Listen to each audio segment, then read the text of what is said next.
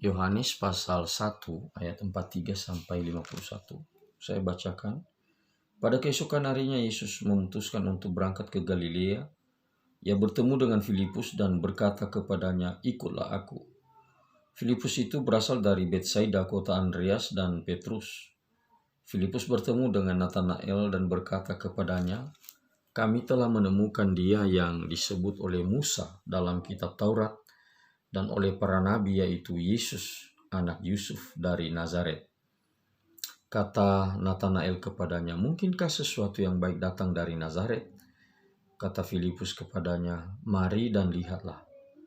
Yesus melihat Natanael datang kepadanya lalu berkata tentang dia, "Lihat, inilah seorang Israel sejati, tidak ada kepalsuan di dalamnya." Kata Natanael kepadanya, "Bagaimana engkau mengenal aku?" Jawab Yesus kepadanya, "Sebelum Filipus memanggil engkau, aku telah melihat engkau di bawah pohon ara." Kata Natanael kepadanya, "Rabi, engkau anak Allah, engkau raja orang Israel." Yesus menjawab katanya, "Karena aku berkata kepadamu, aku melihat engkau di bawah pohon ara, maka engkau percaya? Engkau akan melihat hal-hal yang lebih besar daripada itu." Lalu kata Yesus kepadanya, "Aku berkata kepadamu, sesungguhnya engkau akan melihat langit terbuka dan malaikat-malaikat Allah turun naik kepada Anak Manusia." Yang pertama, Bapak Ibu, Natanael cukup kaget ya ketika mendengar kesaksian Filipus, di mana Filipus menyaksikan bahwa setelah perjumpaannya dengan Yesus, dia membangun satu konsep di dalam pikirannya bahwa Yesus inilah yang disebut oleh Musa dalam Tauratnya dan para nabi di dalam kitab para nabi, yaitu Yesus yang adalah anak Yusuf ini, dan ditambah dengan sebuah keterangan di situ, yaitu dia adalah orang Nazaret. Ketika Filipus berbicara tentang Nazaret, itulah yang memicu semacam keraguan, ya, rasa skeptis yang ada di dalam diri Natanael. Kenapa? Karena memang perjanjian lama tidak pernah membahas tentang Nazaret. Sesuatu yang baik semestinya itu lahir dari Yerusalem, karena Yerusalem adalah tempat tinggalnya para raja, khususnya Daud dan keturunannya. Jadi semestinya kalau ada seseorang yang dikatakan sebagai pembawa pembaharuan atau pembawa sesuatu yang baru bagi Israel, itu semestinya berasal dari Yerusalem, karena di situ markas atau tempatnya para raja bertakhta. Tapi aneh sekali di telinga Natanael ketika dia mendengar tentang Nazaret. Nazaret juga tidak pernah disebutkan dalam tulisan-tulisan Ibrani, ya. Misalnya Mishnah dan Talmud yang merupakan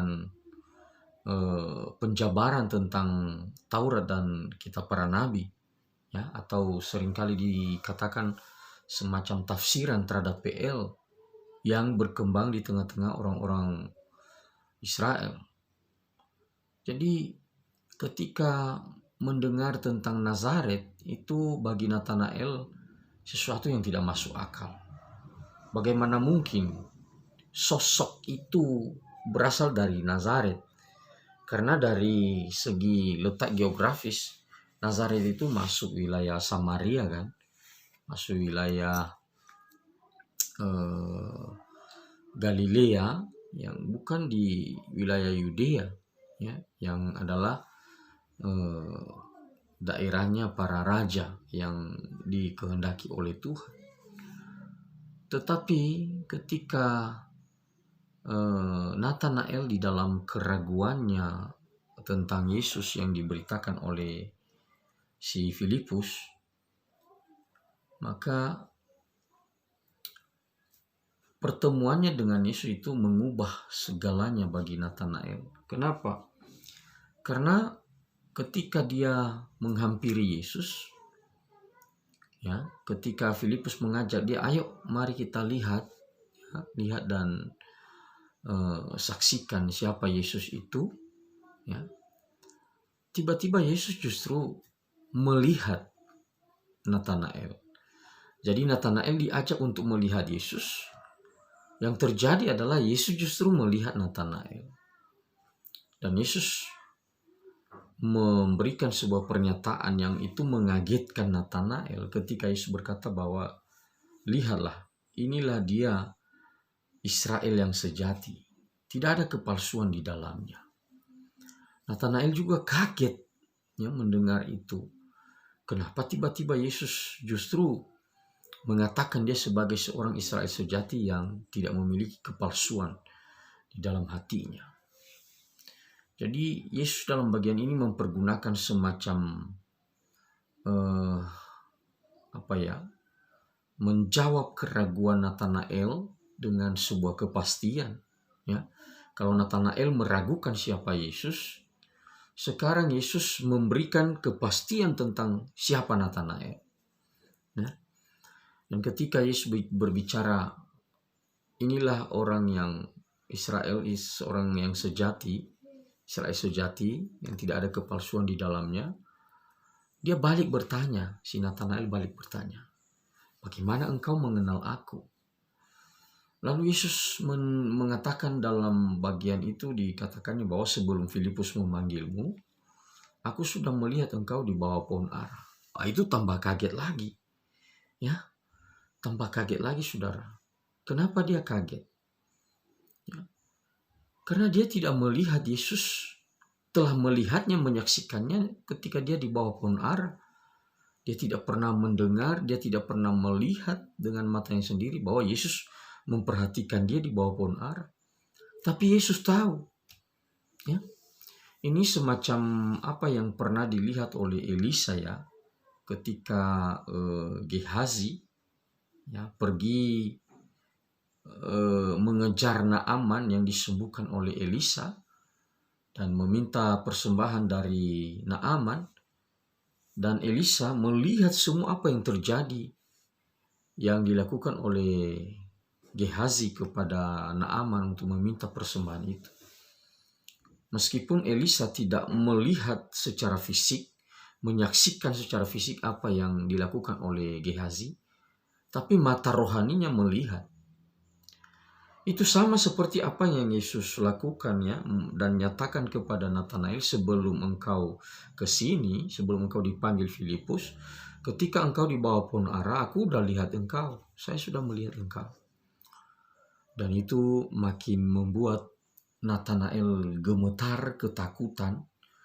Bagaimana mungkin dia kenal aku, mengenal perjalananku seperti itu. Padahal aku tidak melihat dia secara kasat mata bahwa dia melihat, menyaksikan aku di bawah pohon ara. Maka apa respon daripada Natanael? Kita melihat responnya, dia berkata di dalam ayatnya yang ke-49 itu dikatakannya, Rabi, engkau anak Allah, engkau raja orang Israel. Ya.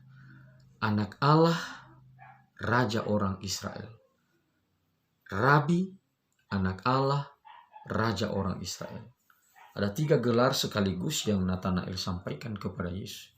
Dia guru, Rabi, dia adalah anak Allah, dia adalah raja orang Israel. Nah, saudara kalau memperhatikan teks yang ada dalam Yohanes pasal 1 ini, ya, baik perikop sebelumnya maupun perikop yang kita baca ini, kita mendapatkan begitu kayanya informasi tentang siapa Yesus ini menurut pemahaman para murid. Ya, kalau saudara memperhatikan Injil Yohanes pasal 1 ini, ada banyak gelar, ada banyak jabatan yang disematkan kepada Yesus, baik oleh penulis maupun Yohanes Pembaptis maupun para murid. Ya, kalau saya boleh katakan, ya, saya secara ringkas katakan bahwa Yesus bagi mereka, baik penulis Injil Yohanes ini mengatakan bahwa Yesus itu adalah firman, Yesus itu adalah terang, Yesus itu adalah manusia, Yesus itu adalah anak tunggal Allah.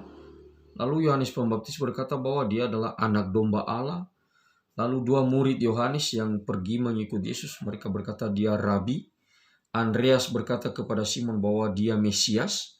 Filipus berkata bahwa Yesus ini adalah sosok yang dikatakan oleh Musa dalam Taurat dan para nabi dalam kitab mereka.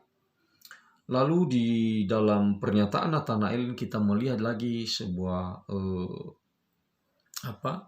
gelar yang baru, yaitu dia adalah Raja orang Israel. Jadi makin lama ini makin progres, makin komplit bagi para murid, ya, maupun dari pemahaman Yohanes Pembaptis tentang siapa Yesus. Itu membuat kita makin memahami, oh ternyata Yesus ini adalah pribadi yang adalah diutus oleh Allah, pribadi kedua daripada Allah Tritunggal, yang telah membuat sebuah karya agung hadir di tengah-tengah dunia ini dan memberikan kita landasan daripada iman Kristen kita, iman percaya kita kepada Allah. Dan saudara bisa melihat di situ nilai-nilai kekekalan yang diajarkan baik oleh Yohanes sebagai penulis surat maupun juga oleh Yohanes Pembaptis ketika mereka berkata bahwa dia telah ada, ya, setelah ada. Yohanes Pembaptis mengakui bahwa dia itu telah ada sebelum aku. Artinya dia mengakui nilai kekekalan daripada Yesus Kristus ini. Berarti Allah yang kekal, dia adalah Allah yang kekal. Sebelum Yohanes ada, Kristus sudah ada. Ya. Jadi itu poin yang pertama, ya saudara, betapa Yesus adalah maha tahu, maha mulia, maha perkasa, maha segala-galanya. Dan dia tahu apa yang terjadi dengan Nathanael. Kemudian yang kedua, di dalam percakapannya dengan Nathanael, kita melihat di situ ada semacam dari Nathanael itu ada rasa ingin tahu bagaimana engkau bisa mengenal aku, ya. Sebenarnya Yesus bisa berhak di situ menjelaskan kepada Nathanael tentang siapa dirinya. Mungkin Yesus sebenarnya bisa menjabarkannya bagaimana paradoks daripada inkarnasi itu, bahwa aku ini diutus oleh Allah, aku ini dikhususkan untuk melakukan penebusan bagi manusia, dan aku datang ke kota Nazaret, ya, saya dilahirkan di Bethlehem, lalu saya bertumbuh di Nazaret. Itu adalah bagian daripada rencana kekal daripada Bapa untuk proyek penyelamatan.